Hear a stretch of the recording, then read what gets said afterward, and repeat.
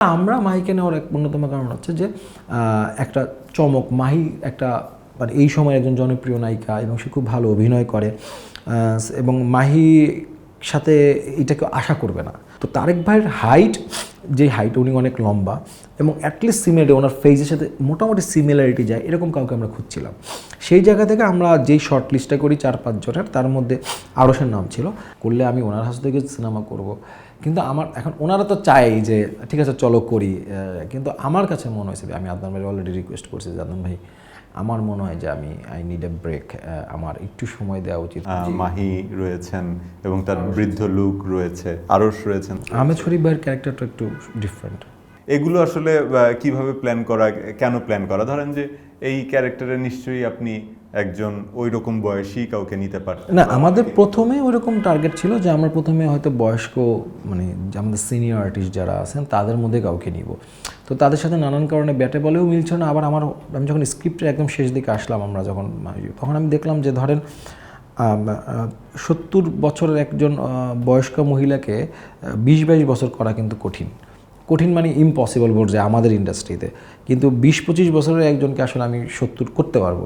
So তখন আমরা ওই প্ল্যানটা বাদ দিলাম যে তাহলে সিনিয়র আর্টিস্টদের না নিয়ে আমরা এই জেনারেশন কাউকে নেই, যেহেতু এই অভিনয়টাও সিনেমার অভিনয় যদি আপনি ধরেন মাহির ক্যারেক্টার অভিনয় 10 মিনিট হয়, তার মধ্যে চাঞ্চল্যতা বা ডায়লগ পার্ট অনেক বেশি ইয়াং পোর্শনে, ওই পোর্শনে ওইভাবে ডায়লগ বা এরকম কিছু নাই। সো তখন আমরা চিন্তা করলাম যে first okay fine young generation থেকে কাউকে নেই। এখন ইয়াং জেনারেশন থেকে যাকেই নেবেন না কেন সেই কিন্তু শাকিব খানের নায়িকাই হইতে পারে, যার নামই বলেন না কেন, হয় শাকিব খানের নায়িকা হয়েছে বা হবে বা হওয়ার যোগ্যতা রাখে এরকম। সো এর মধ্যে আমরা মাহিকে নেওয়ার এক অন্যতম কারণ হচ্ছে যে একটা চমক। মাহি একটা মানে এই সময় একজন জনপ্রিয় নায়িকা এবং সে খুব ভালো অভিনয় করে এবং মাহি সাথে এটা কেউ আশা করবে না। সো এই চমকটা তো ক্যামিওটা আসলে চমকটাই হিসেবেই থাকে। সো এইটা আসলে ওই জায়গা থেকে। এবং মাহি যখন আমি মাহির সাথে প্রথম বলি, মাহি একটু প্রথম অবাক হয়, সে একটু সময়ে চায়। পরবর্তীতে আমি যখন ডিটেইলিং তাকে বলি যে আমরা এইভাবে স্ক্রিন প্লে করতে চাচ্ছি, তখন সে ইন্টারেস্ট ফিল করে।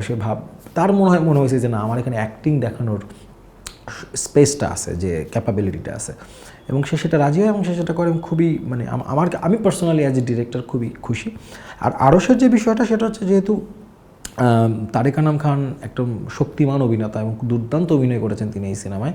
সো আমার প্রথম প্রায়োরিটি ছিল যে তারেক ভাইতে এখন আসলে ইয়াং বানানো টাফ, আবার একটা ইয়াংকে বৃদ্ধ মানে অত বড় ক্যারেক্টার টানাও টাফ, কারণ তারেক ভাই অনেক দীর্ঘ প্রেজেন্স আছে প্রায় সিনেমাতে। তো তারেক ভাইয়ের হাইট, যে হাইট উনি অনেক লম্বা এবং অ্যাটলিস্ট সিমিলারিটি ওনার ফেজের সাথে মোটামুটি সিমিলারিটি যায় এরকম কাউকে আমরা খুঁজছিলাম। সেই জায়গা থেকে আমরা যেই শর্ট লিস্টটা করি 4-5 জনের, তার মধ্যে আরশের নাম ছিল। তো আমরা সবার সাথে কথা বলার পর, আরশের সাথে কথা বলার পর আমার মনে হয়েছে যে না, এই ছেলেটা আসলে নিজেকে ভাঙতে চায়, নিজেকে প্রমাণ করতে চায় এবং ও খুবই মানে ডেডিকেটেড ছিল। মানে অ্যাক্টিংয়ে 2-3 দিন আগে থেকেই আমার সাথে ভাইয়া এটা কীভাবে হইলো, এবং শুটিংয়ের সময় আমরা প্রচুর তর্ক মানে আলোচনা করছি এটা কীভাবে হয়, এটা কীভাবে। সো ওর যে ডেডিকেশনটা আমি দেখছি, আমার কাছে মনে হয়েছে যে হি ইজ পারফেক্ট। এবং ওর এক্সপ্রেশন, ওর চোখ, এভরিথিং মানে অ্যাক্টিং করছে আমার মনে হয়েছে। আমরা এক পর্যায়ে এরকম এক্সপেক্ট করছিলাম যে মাহির বৃদ্ধ লুকটা হয়তো একটা চমক হিসেবে আসতে পারে। সেটা আমি দেইনি, কারণ এর আগে প্রিয়তমায় বৃদ্ধ লুকটা দিয়ে আমরা একটা চমক দিয়েছিলাম। সো মানুষের কাছে মনে হতে পারে যে বারবার এরা একই গেম খেলতে চাইতেছে। সো ওই জায়গা থেকে নাইলে আমার খুব একটা আমি এখনও চাইলে মাহির লুক আমরা পোস্টার দিতে পারি, কিন্তু দিচ্ছে না শুধুমাত্র ওই কারণটাই, যেহেতু শাকিব খানের প্রিয়তম বৃদ্ধ লুকটা দিয়ে একটা আলোড়ন তৈরি হয়েছিল বাংলাদেশে। আমার কাছে মনে হয় যে ওই পোস্টারের আলোড়ন এখন মতো বাংলাদেশের সিনেমার ইতিহাসে কেউ ওইভাবে মানে ছাড়াইতে পারে নাই। সো ওই একই গেম প্ল্যানে যেতে চাই নাই, মানুষের কাছে এটা লেম লাগতে পারতো আর কি। সো ওই জায়গা থেকে আমরা আসলে জিনিসটা অ্যাভয়েড করে গেছি। রাজকুমার রিলিজের আগে আমরা একটা পোস্ট দেখেছি এইভাবে যে আরশাদ আদনান ভাই তিনি বলছিলেন এই ত্রয়ীর আর একটা কিছু প্ল্যান। মানে না, আমার পরের ছবি আসলে এই ত্রয়ীরই আসবে ইনশাল্লাহ। মানে আমার বিশ্বাস আছে যে শাকিব ভাই আমাকে আর অন্য একটা ছবি ডেট দিবে, বা আমার এই বিশ্বাস আছে যে আদনান ভাই আমাকে আরেকটা সিনেমা দিবে। করলে আমি ওনার হাত থেকে সিনেমা করব, কিন্তু আমার এখন ওনারা তো চাই যে ঠিক আছে চলো করি, কিন্তু আমার কাছে মনে হয়েছে আমি আদনান ভাই অলরেডি রিকোয়েস্ট করছি যে আদনান ভাই আমার মনে হয় যে আই নিড এ ব্রেক, আমার একটু সময় দেওয়া উচিত। এখন জানি না মানে, কিন্তু বিষয়টা আবার এরকম যে আদনান ভাই বা শাকিব ভাই এরা যদি আমাকে একমাত্র ওয়ালটন এসি দিচ্ছে 1 বছরের রিপ্লেসমেন্ট গ্যারান্টি এবং কম্প্রেসারের 10 বছরের গ্যারান্টি। কোন একটা কিছু বলে, কিন্তু ওনাদের প্রতি আমার কৃতজ্ঞতার জায়গাটা এরকম, আমি আসলে ফেলে দেওয়ার আমার কোনো জায়গা নেই। So, আমি আসলে ওনাদের রিকোয়েস্ট করছি, বা যেটা আমি চাই যে আমার কাছে মনে হয়েছে যে আমি আরেকটু পরে কিছু করি।